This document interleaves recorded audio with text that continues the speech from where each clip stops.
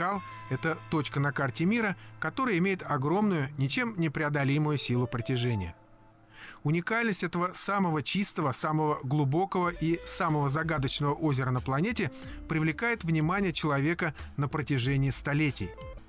18 лет спустя наша интернациональная экспедиция отправляется из столицы Башкортостана Уфы на Байкал по следам команды капитана Кусто. Нас 6, и нам предстоит преодолеть на 2 внедорожниках более 4000 километров через полстраны, чтобы добраться до заветной цели.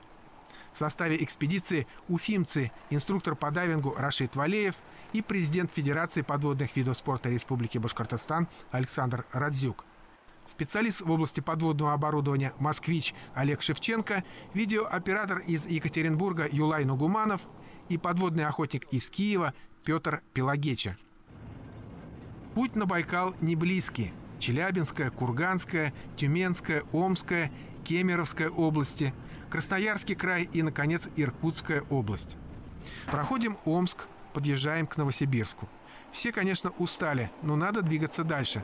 Ночевать будем в Красноярске, на берегу Енисея, так решили. А пока фотографируемся на память на берегу Оби. У каждой страны есть своя знаковая река. У России их даже несколько. И одна из них – это Великая Сибирская река Обь, на берегу которой мы сейчас и находимся. Следующий пункт нашего назначения – город Красноярск. Наконец, на экране нашего навигатора появились четкие очертания озера Байкал. До него уже рукой подать. Все, 4000, да? Да. 9. Все, прошли 4000. Есть. 4000.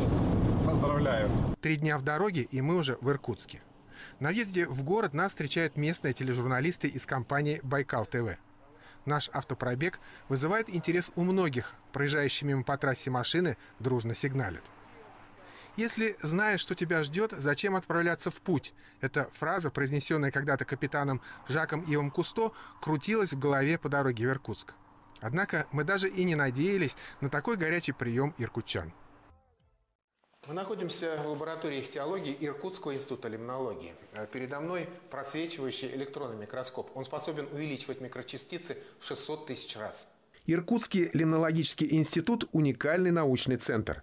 Возраст Байкала около 25-30 миллионов лет. Лимнологический институт в сравнении с объектом своего изучения не просто юн, он и не родился соответственно. Однако за десятилетия своего существования этот научный центр раскрыл столько байкальских загадок, что их хватит на несколько поколений человечества. А вообще Байкал и человечество, по мнению академика Михаила Александровича Грачева, директора Иркутского лимнологического института, вещи несопоставимые, как бы это странно ни звучало. Если вдуматься, это действительно так. Сколько лет Байкалу и сколько лет человеческой цивилизации.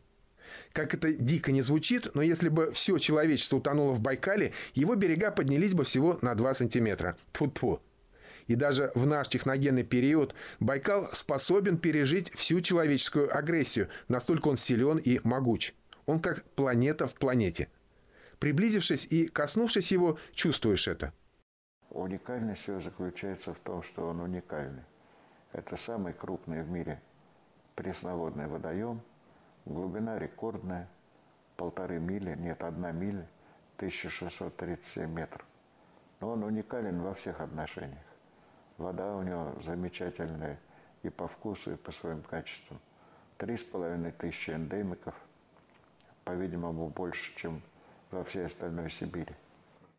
Впрочем, каким бы великим ни был священный Байкал, от нашего брата ему достается по полной. Многотысячные армии туристов со всей страны, со всего мира стремятся к Великому озеру, и не всегда они лояльны к дикой природе. Во время наших поездок по острову Ольхон не раз встречали мусорные свалки. Просто дико. Это то же самое, что нагадить в церкви, в мечети или в синагоге. Самая большая проблема для озера Байкал – это туристы, отдыхающие на его берегах, которые после себя почему-то не считают нужным брать с собой мусорные мешки, контейнеры и увозить мусор. Это одна из проблем озера Байкал. То есть туристы, уезжающие после отдыха, оставляют большое количество мусора. Сотрудники лимнологического института не раз принимали участие в сборе мусора и вывозе мусора на судах лимнологического института. Северо-восточная оконечность острова Ольхон, бухта Угуй. Именно здесь ученые зафиксировали наибольшую глубину Байкала – 1642 метра. 5 метров вроде бы немного, когда смотришь горизонтально на дорогу. Но когда переводишь взгляд в иную плоскость, вертикально, дух перехватывает. Мы в Байкал ныряли не глубоко, скажу честно, просто не было достаточно времени. Но даже на тех глубинах, на которых мы побывали, впечатлений хватило. В 70-м году в советский прокат вышел фильм Сергея Герасимова «У озера». В этом фильме впервые были подняты проблемы экологического равновесия Байкала и влияния на него человека. После выхода фильма прошло более 40 лет, но проблемы, поднятые в этой кинокартине, мы вновь обсуждаем с академиком Михаилом Александровичем Грачевым. Они и по сей день так и не решены. Те люди, которые живут на самом Байкале, их около 100 тысяч человек. Но они Байкал, это их родина, они ее любят, как все мы. Они умеют работать на Байкале, рыбу ловить. Они браконьеры замечательные. Вот. Зверя стреляют, хотя это сейчас уже нельзя, я имею в виду нерпу. Местным жителям, правда, местным народностям, типа ивенков, это разрешено в каком-то количестве. Это один разряд людей. И этих людей, конечно, очень раздражает то, что туризм развит необыкновенно на Байкале. А туризм – это значит мешки из-под мусора плавают в Байкале, стаканчики, сигареты, ну, как во всем мире. Радости в этом мало. Сегодня к нашей группе присоединился 7-й экспедиционер. Это Алексей Стрелюк, коренной иркутчанин. Он будет сопровождать нас во время путешествия по Байкалу. Несмотря на свою молодость, Алексей очень опытный гид. Мы удивлялись во время общения с ним, как можно запомнить столько легенд, историй, имен и географических названий, связанных с Байкалом. Алексей по-настоящему влюблен в свой край, а его фотографии Байкала достойны печати в самых престижных географических журналах мира. Мы предлагаем на это лето 12 различных сборных туров, 35 дат заездов, которые охватывают полностью всю территорию Байкала и Прибайкалья. Начиная от самого севера озера, Восточно-Бурятский берег, наш западный берег и близлежащие горы, такие как Восточно-Саян и Хамардабан. Направленность маршрутов тоже очень разная, то есть это есть спокойный отдых на турбазах, экскурсии, есть активные пешие походы, сплавы, джип-экспедиции, вертолетные экскурсии. В общем, скажем так, путешествие на любой вкус. 2 полных дня мы проведем на острове Ольхон.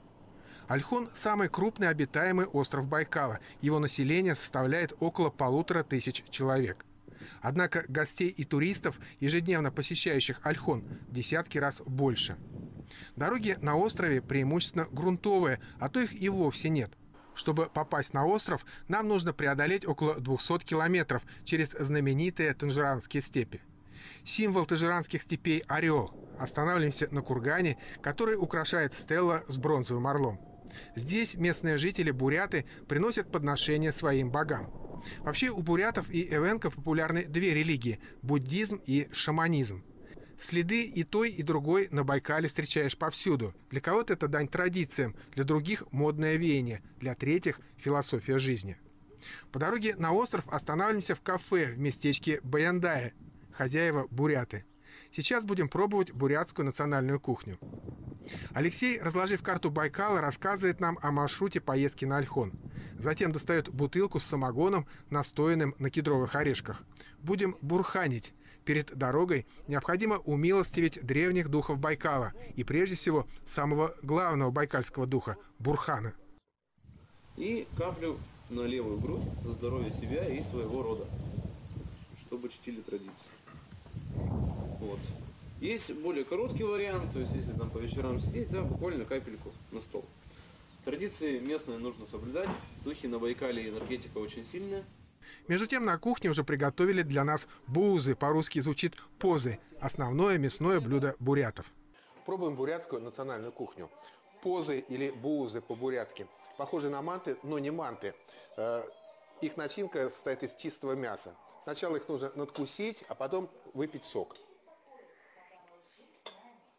Очень вкусно. Пейзажи за окном наших автомобилей меняются. Сопки, таежные леса, лесостепи. Один из малоизвестных уголков Ольхонского района – солено-щелочные озера. Здесь раздолье для пернатых. Видимо, водоплавающая дичь принимает в них гигиенические ванны. Соленая вода убивает многочисленных паразитов, обитающих в перьях птиц. Останавливаемся рядом с археологическим памятником. Это наскальные рисунки наших пращуров. Еще в каменном веке здесь, в этих степях, кочевали древние племена Курыкан. Здесь рядом с Щелочными озерами есть обнажения, и на этих скалах видны рисунки, которые они оставили. Здесь вот явно видно очертания оленей. По диким степям Забайкалья, где золото роют в горах,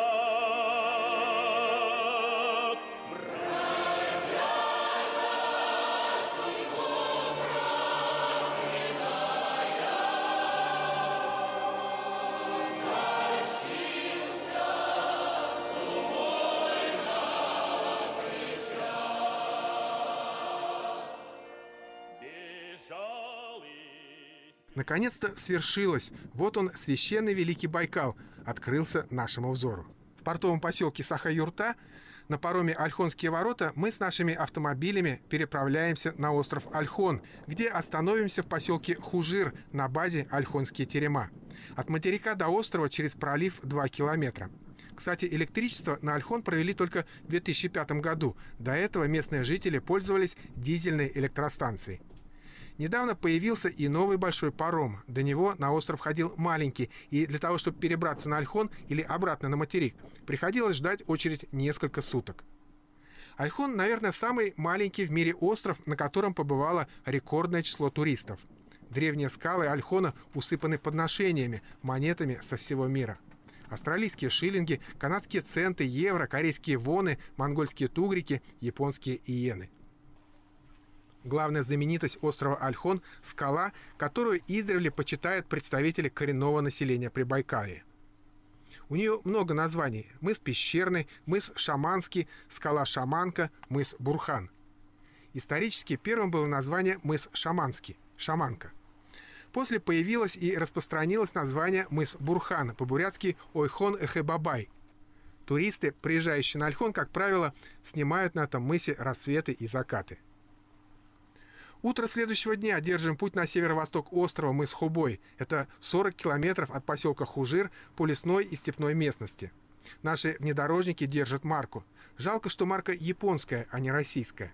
Редкие, завораживающие душу и величественные пейзажи. Вокруг цветет багульник, другие первоцветы. Краски просто удивляют своим разнообразием и великолепием. Даже хочется остаться здесь навсегда.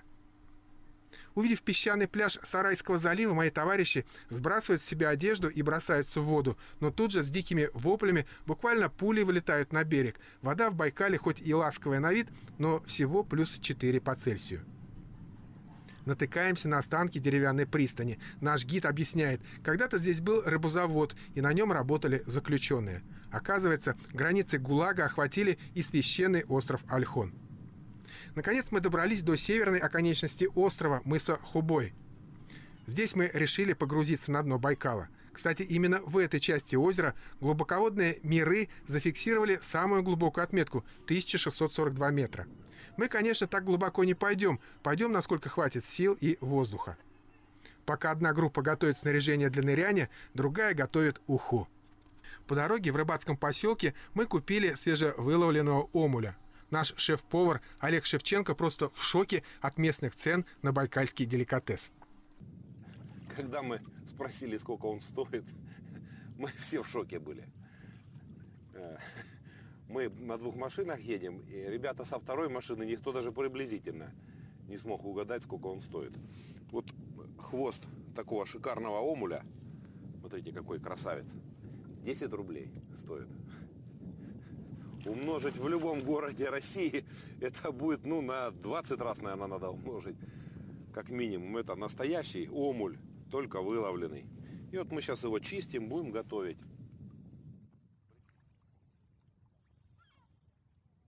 Мы под водой. Рашид Валеев и Александр Радзюк ныряют в сухих костюмах. А я для большей свободы движения решил проигнорировать свой сухач и одел охотничий мокрый костюм толщиной 9 мм. Ничего, тепло держит. Кстати, проплавал на дне 35 минут. Еще в Иркутске в Институте лимнологии местные водолазы нас предупредили. Хорошей видимости в это время не ждите. Однако их прогнозы не оправдались. По крайней мере, по нашей оценке, 20-25 метров – это отличная видимость. Каменистое дно бухты покрыто редкими водорослями, много губок. Кстати, благодаря обилию этих природных подводных фильтров, вода в Байкале и считается самой чистой в мире. Байкалоспонгия, обрастающая губка, окрашивает мрачные валуны в яркий салатный цвет. Поднимаешь камень, а под ним целый мир рачков и креветок с труднопроизносимыми латинскими названиями. Вообще, подводные обитатели Байкала не любят публичности. Для того, чтобы сфокусироваться на каком-нибудь гетерогомарусе, нужно вооружиться мощным объективом и терпеливо ждать, либо снимать с ярким светом в ночное время. Не удалось увидеть байкальского омуля и сига, слишком стремительно они в движении, зато полюбовались на многочисленных байкальских бычков, большеголовую широколобку, каменную широколобку, желтокрылую широколобку. Всего в Байкале и его притоках обитает более 30 видов рыб.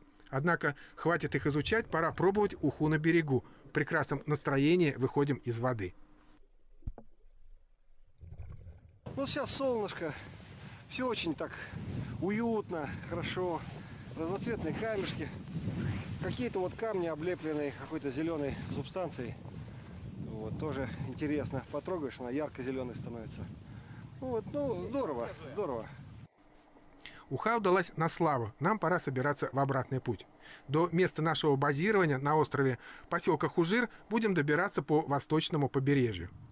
На мысе Шунте, его еще называют мысом Любви, поднимаем флаги башкирского спутникового телевидения и группы компании «Независимость».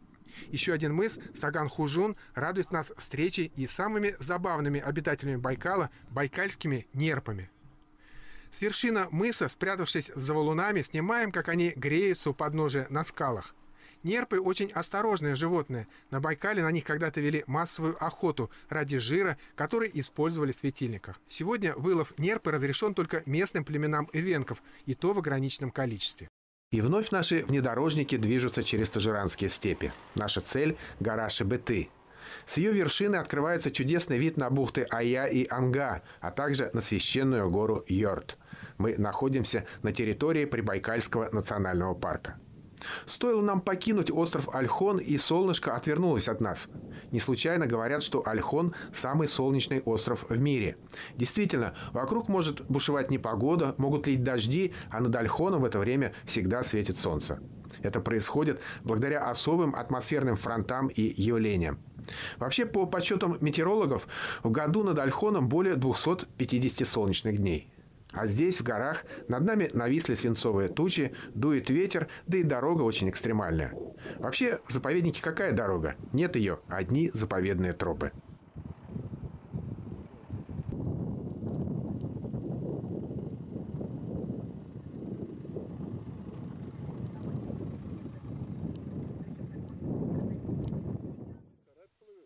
Вершина горы Шебеты. Здесь построена смотровая башня из вековых бревен. Рядом жертвенный столик. Открывается волшебный вид на несколько десятков километров.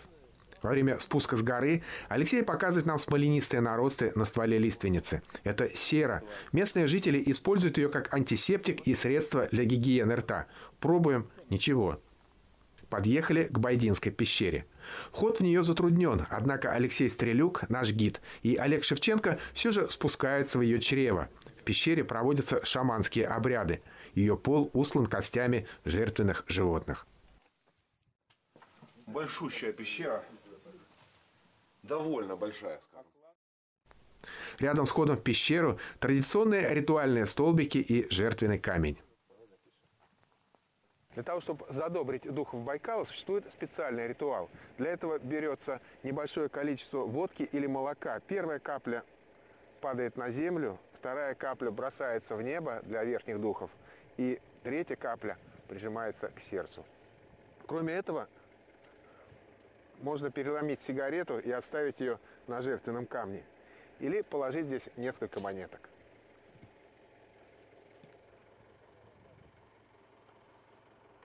И вновь крутые склоны и подъемы, горные перевалы западного Прибайкалья. Включаем полный привод и пониженную передачу на наших внедорожниках.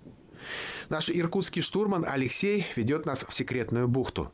О ней мало кто знает, но тот, кто знает, ежегодно приезжает сюда, разбивает лагерь на берегу, усыпанном черными валунами вулканического происхождения. Следующая остановка у памятника мирового историко-культурного наследия утеса Саган-Зюба. Этот утес прежде всего славится своими петроглифами. На мраморной скале высечено изображение людей, сцены охоты, лоси, олени, дикие утки, быки, лошади и шаманские обряды. Рисунки датируются вторым тысячелетием до нашей эры и, по всей видимости, наносились техникой долбления и красящим веществом – охрой. Они до сих пор остаются до конца не расшифрованной загадкой искусства древних людей.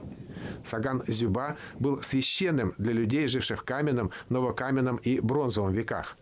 Эти петроглифы считаются самыми значимыми, сложными по расшифровке и красивыми с точки зрения искусственного каменного века от Урала до Дальнего Востока. После открытия наскальных рисунков в 1881 году они получили мировую известность. Сейчас петроглифы держатся на очень тонком отщепе породы. Были проведены спасательные работы, однако некоторая часть петроглифов все же была уничтожена. Многочисленные туристы варварски уродуют скалу своими автографами. В прошлом столетии на берегу Байкала были найдены следы стоянок древнего человека, датируемые 6-8 тысячелетием до нашей эры. Древние пещеры находятся в долине реки Бугульдейка. Ежегодно сюда съезжаются археологи. Вот и мы решили прикоснуться к древним памятникам человечества. Однако перед тем, как разбить наш экспедиционный лагерь в старинном селе Бугульдейка, имя которому дала река, заезжаем в карьер уникального мягкого белого мрамора. Такой мрамор идеально подходит для изготовления скульптур. Из такого же мрамора древние греки ваяли Венеру Миловскую и Зевса-громовержца. Добыча байкальского мрамора производится открытым способом на вершине горы, с которой открывается панорамный вид на устье реки Бугульдейка, на старинное село и на Байкал. Кстати, этим белоснежным ваятельным материалом интересуются специалисты из многих стран мира. Въезжаем в село. Бугульдейка – одно из первых казачьих поселений на Байкале. Ему 300 лет. Когда-то село было богатым, здесь даже был свой порт для рыбацких судов. Сегодня многие вековые дома зияют пустыми глазницами окон. Однако село живет, и у него есть потенциал для возрождения и развития. По крайней мере, пока о нем заботятся такие люди, как Сергей Перевозников. Сергей – коренной байкалец, правда, родился и вырос на другом берегу озера, на Восточном, в Бурятии. В Бугульдейке живет 10 лет. Хозяин имения Заречное развивает свой бизнес в направлении экологического туризма. Места для этого здесь самые подходящие. Село Бугульдейка, расположенное на юго-западном побережье Байкала, представляет особый исторический интерес. Сергей намерен восстановить старую водяную мельницу, создать в селе музейный комплекс. Сегодня он принимает туристов со всей страны, организует конные экскурсии по заповедным тропам Прибайкалья. Кроме лошадей, Сергей разводит коров, делает сыр. Высоко в горах Приморского хребта формируется ветер, который также называется Бугульдейка. Он гонит свои воздушные потоки через долину одноименной реки Байкалу. Дай бог, чтобы паруса Заречного всегда были надуты этим ветром. В Бугульдейке перспективы стать меньше и стать лучше. Вот. У него был пик в советское время, если говорить, это был один из крупнейших на Байкале леспромхозов. То есть поэтому река, кстати, река Бугульдейка – это крупнейшая река западного побережья Байкала. Вот она насколько обмелела, потому что вырубили. А во-вторых, это река пуповина Байкала. То есть миллионы лет назад именно по этой реке она соединялась с Северным Ледовитым океаном через Проманзику, ну, через Лену, скажем так, да, нынешнюю, с Байкалом. И вот нынешние эндемики, там Нерпа, Омуль известные, пришли в Байкал именно по ней. То есть в этом плане той жизни, которую мы знаем, река Бугульдейка дала жизнь, простите за тавтологию. И получается, что Бугульдейка пуповина Байкала. Мы с комфортом по-бугульдейски разместились в имении Заречное, поужинали, затопили баню. Ночью окончательно и бесповоротно решили поохотиться на хариуса. Днем это бесполезное занятие, но ночью байкальский хариус ведет себя адекватно, почти спит, и его можно застать врасплох. Наши профессионалы подводной охоты, москвич Олег Шевченко и киевлянин Петр Пелагеча, идут в ледяную бугульдейско-байкальскую воду с очень серьезными намерениями. Зафиксированный ремень. А не надо тогда в руку возьми. Хотя нет, кукан надо. Нет, кукан надо. Давай я достану. Сейчас. Днем, когда мы искали подходящее место для ныряния, все было очень просто. Но сейчас глубокая ночь, переходящая в раннее утро. Кругом сплошная темень. Где тут Байкал, а где устье Бугульдейки, и не разберешь. Пытаясь сориентироваться на песчаном берегу, я сажаю мостом внедорожник на засыпанное песком бревна. Все сел конкретно. Пока мы мокнем под дождем, наши товарищи мокнут под водой. Но это намного приятнее.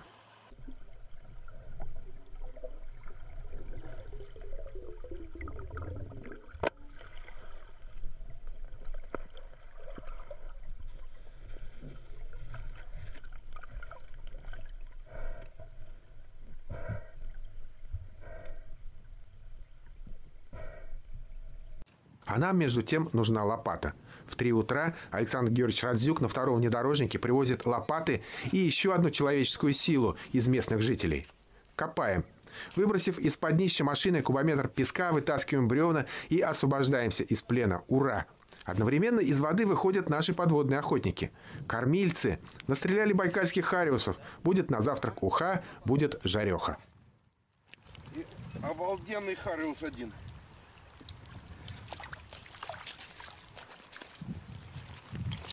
О, мощный какой. Ночь была экстремальной. Из 7 экспедиционеров в теплых кроватях ее провели только 2. Завтра утром повесим на них проблемы, связанные с рулем. Байкал рекордсмен не только по своим запасам пресной воды и глубине дна. В это великое озеро впадает рекордное количество рек и ручьев – порядка 336. Самый крупный приток с востока – Селинга. Второй по размерам – Баргузин. Однако исток у Байкала всего один – сибирская красавица Ангара. В месте ее впадения находится большой порт – Листвянка. Листвянку по праву можно назвать воротами Байкала. Из старинного казачьего села Бугульдейка на западном берегу озера мы едем сегодня в Листвянку, конечный пункт нашей экспедиции на Байкал. Впереди километры новых дорог.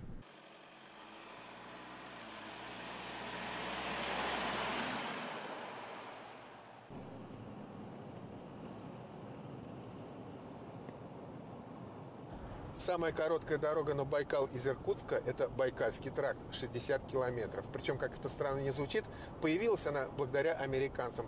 В 60-х годах Никита Хрущев должен был встретиться в Иркутске с американским президентом.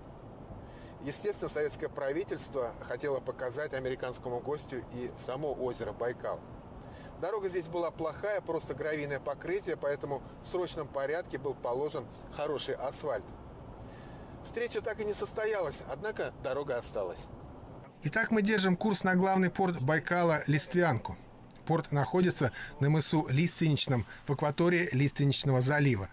Кстати, если нырнуть с аквалангом в окрестностях Листвянки, до сих пор можно наткнуться на руины старого причала, сделанного из вековых лиственниц. В байкальской воде они окаменели и превратились в настоящие бетонные сваи.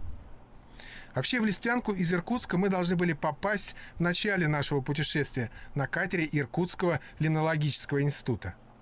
Директор института, академик Михаил Александрович Грачев, любезно предложил нам это. Однако тогда мы не попали бы на остров Ольхон. Из Иркутска до Листвянки вверх по течению плыть часов 12. Тем не менее, водную прогулку по Байкалу мы попросили перенести на завершающий этап нашей экспедиции. Листвянка, если честно, потрясла. Мы просто не ожидали увидеть такую развитую инфраструктуру. Если бы побольше солнца и теплой воды, набережная Листвянка очень похожа на набережную Черноморской Анапы. Уютные кафешки, отели, гостиницы на любой вкус и кошелек. Есть даже президентский номер стоимостью 40 тысяч в сутки. В порту большие комфортабельные теплоходы, а в воде снуют многочисленные подводные обитатели Байкала. Стоит бросить кусок хлеба, и начинается водоворот. Несколько причалов занимает научно-исследовательский флот Лимнологического института. Флагман флота – теплоход «Академик Коптюк». В наше распоряжение поступает малое исследовательское судно класса «Ярославец», которое носит имя «Папанин». Вода чистая. Да, вода, смотри. Да.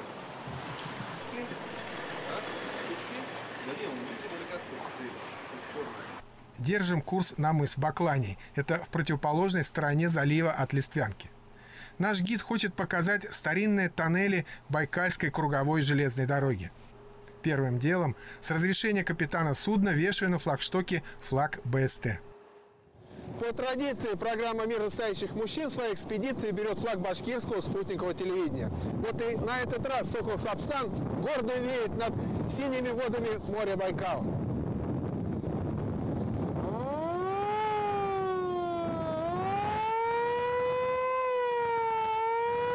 Знакомимся с командой Папанина. Экипаж судна 4 человека.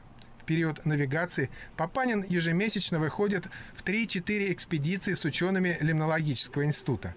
Главная задача – взятие проб воды, образцов донного грунта, подводных обитателей для научно-исследовательской работы и мониторинга. Большие расстояния проходите? Ну да, бывает, до севера ходим Байкала. Самое большое ходили на 15 дней.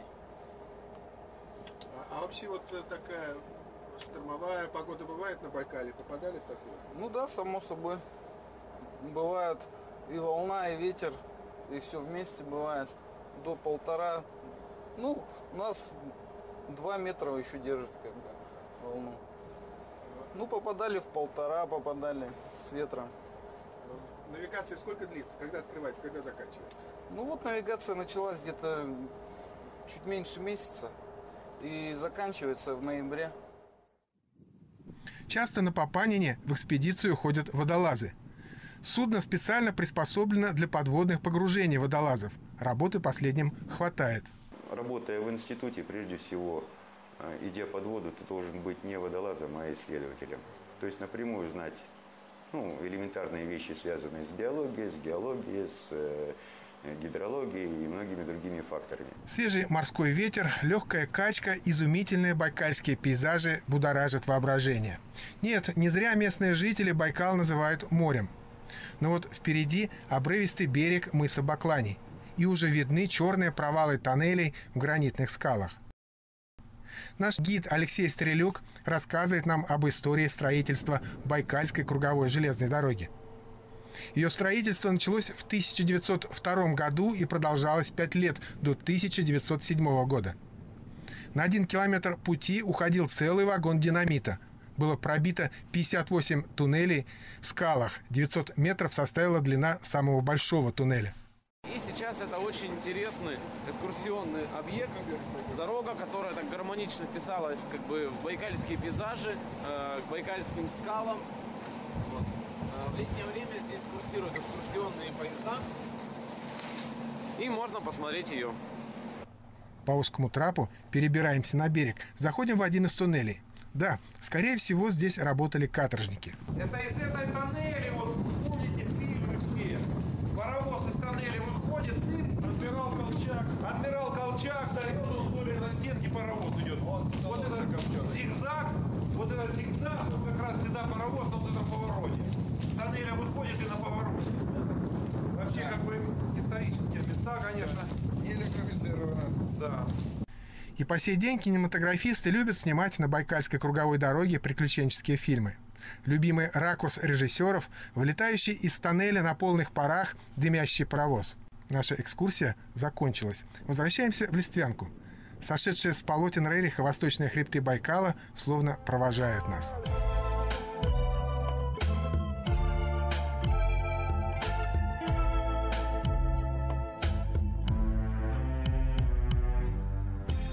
Ночью, перед отъездом из Листвянки, наши неутомимые подводные охотники Олег Шевченко и Петр Пелагича решили поохотиться в окрестностях Листвянки.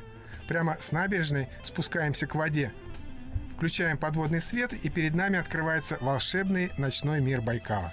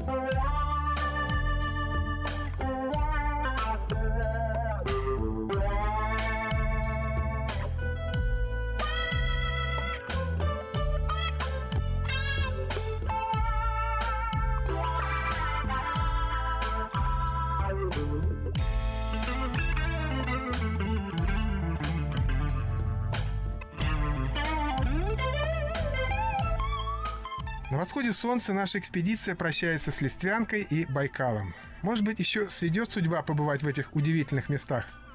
Но кто еще не был, должен обязательно сделать это хотя бы раз в жизни.